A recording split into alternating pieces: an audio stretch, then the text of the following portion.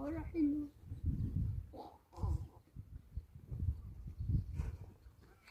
Tamay? Yes, yes. I will borrow your baby.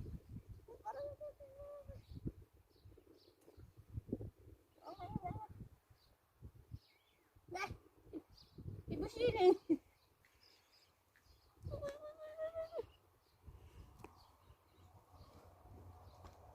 Kali.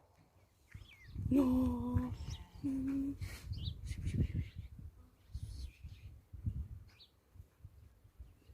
Kawan ini.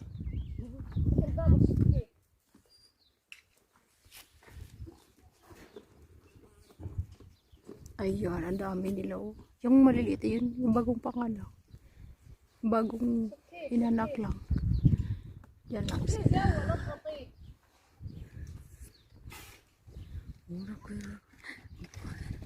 Ang dami nila. Wow, wow, wow, wow, wow. Ito yung maliliit.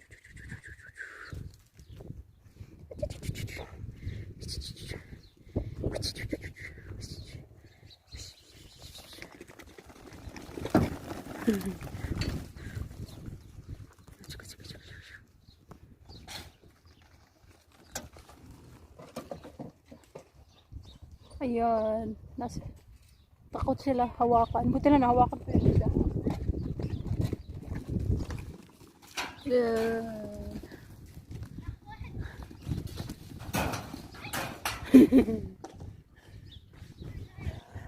Takot sila dun. Pumasok sila sa bahay nila. Tahan natin. Tahan natin.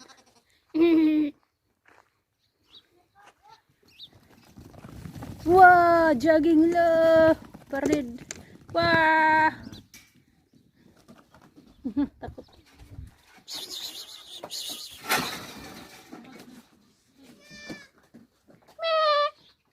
Yalah, yalah.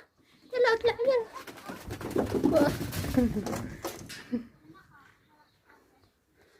Takut talaga sila.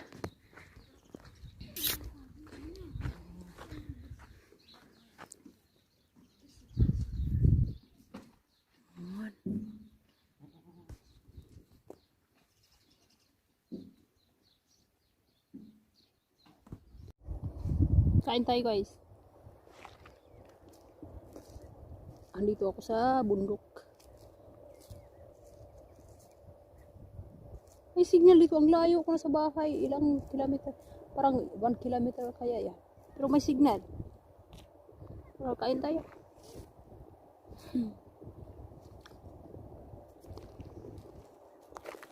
Ayan, dito ako ngayon. Katatapos na namin mag-breakfast. Makyat ako.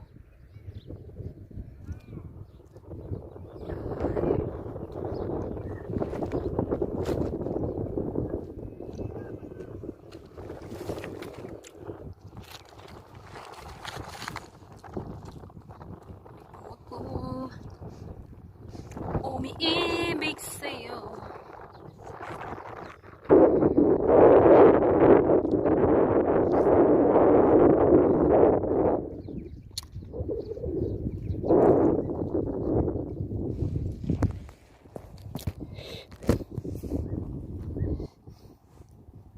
Hi guys, good morning. Ito yung first day tour natin dito sa province ni Among Lalaki. Dito punta tayo dyan sa bundok.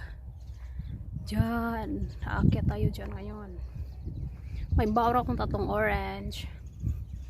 Sige, walking na tayo.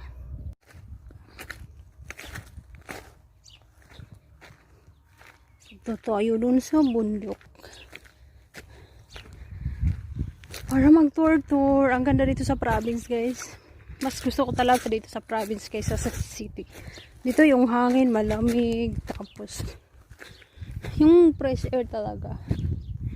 Hindi galing sa aircon or electricity.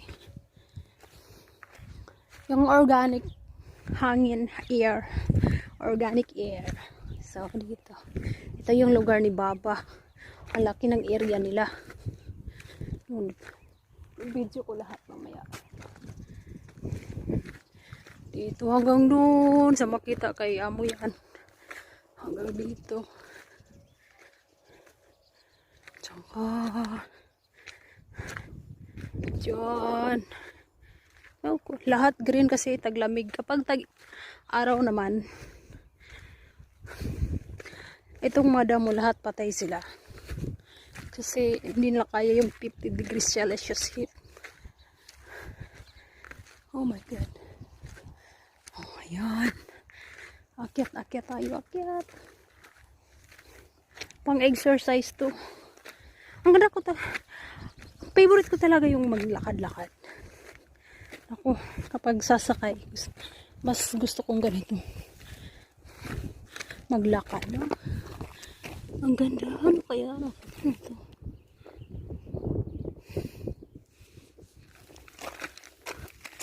Ganda ng ano nila. Parang sibuyas.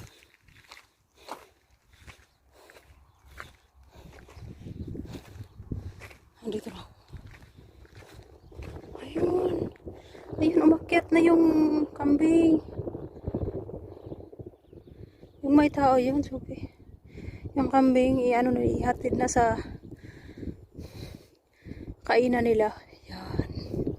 Mamayang tanghali ko rin yan, ibalik. Tapos pagka hapon, ibalik na naman. Oh, andin na. Yan.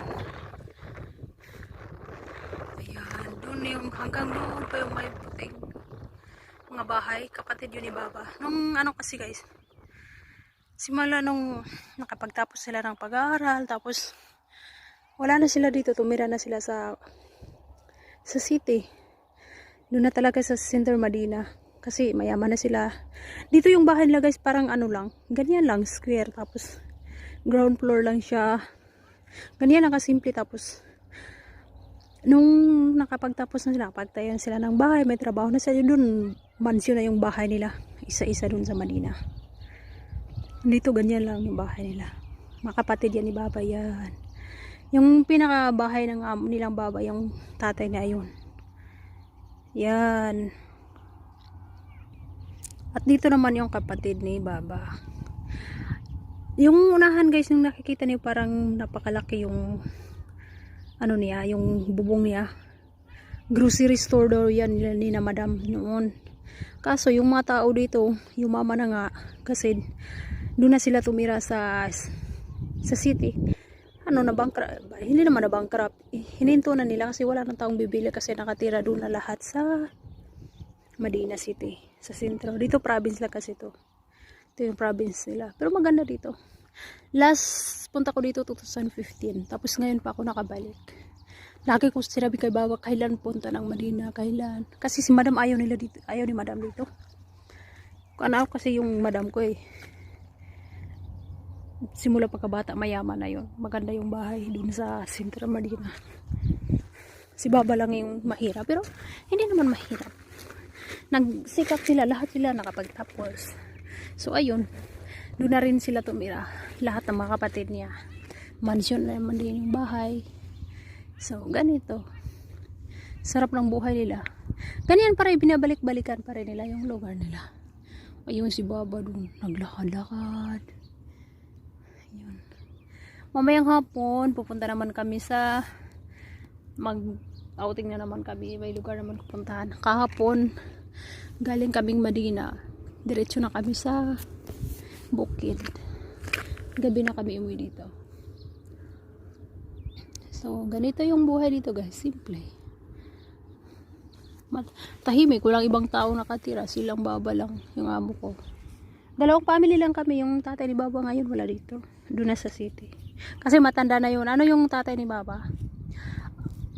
Mutawa sa haram. Yung mutawa ba? Yung sisigaw ng Allahu Akbar. Pulis mutawa yung tatay nila. Ngayon ano na, matanda na, hindi na makatayo. Nag-wheelchair na lang. Sobrang tanda. Kaya nga si Baba lagi nandito kasi dito hindi nila kinalimutan yung lugar nila. Lagi silang bumisita dito. Weekly si Baba dito, every Friday punta siya dito. Pero kahit ganyan yung bahay, may kuryente pa rin yan. Lahat merong mga gamit. Ano lang, kung asa nila gusto sila, matulog doon. Kami dyan kami natulog kagabi. Yung may tao. Tapos si Babo doon sa kabilang bahay. Yun. Yung amo ko guys, hindi ninyo makita. Hindi halata na mayaman sila. Sobrang simple. Pero sobrang bait din. Pati si Madam.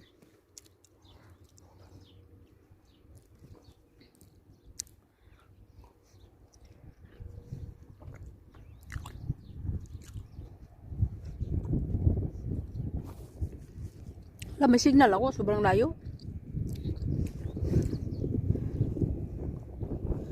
Ay. 480 to.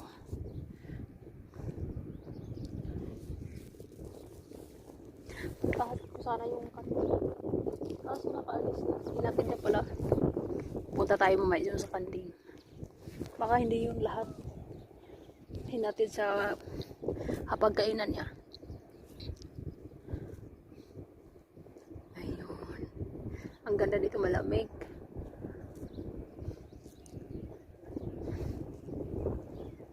Ayan, ayan.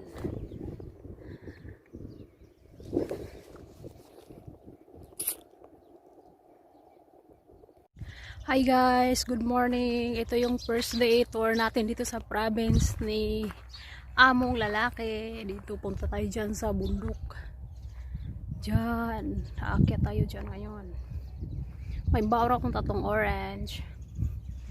Sige, walking na tayo. Ayan na guys, yung mga kanding. Kanding sheep. Tupa man yun sa Tagalog. Yan, ang dami nila. Galing pa yan sila doon. Doon sa bundok. Yung, sa bangkil. Yan, ano yan? Parang yung kambing. Yun, parehas na lang sila. Karof at saka kambing. Ayan, dami yan sila. Galing pa yan doon sa tuktok. Tapos, doon nag-ikot-ikot sila. Tapos ngayon, bumaba na kasi papauwi na yan. Iligpit na sila sa bahay nila kasi gabi na. Sa umaga yan sila inano guys, pinalabas. Umaga na kanina na alas 7. Yan, dumaan sila dito. Doon pa yan sila doon sa baba. Uwi sila. Ito lang yung animals ng Saudi Arabia. Ang ganda. Ito yung pagkain nila at saka camel. May camel kanina nakita ko doon, isa lang. Bidyuhan ko sana pero payat eh. Kawawa, parang may sakit. Lagi lang nakahiga. Minsan lang tumayo. Siguro nalungkot yun kasi wala siya kasama. Yan. Doon pa yung iba. Yung kambing talaga. Iyon, yung yung black. Kulay itim, yun. May kambing doon. Basta sama-sama na yung friends sila. Ito talaga ito yung gusto ko. Alam nyo guys, gusto ko talaga nito. Magbuhay sa kanila. Sa Pilipinas, mayroon akong kambing 5 pa. 2 mama at saka yung isang turo. So, yung 2 may mga anak na yon. Sana lumaki na yung 2 anak niya. Para malitson ko din pag-uwi ko. Ayun sila. Dami nila. Wow. Uwi na kayo. Yung may-ari nito naka-Hilux kanina. Sinundo sila kasi tumawid sila sa kabilang bundok. Mayroon pa doon. Ang dami talaga. Doon pa. Alright.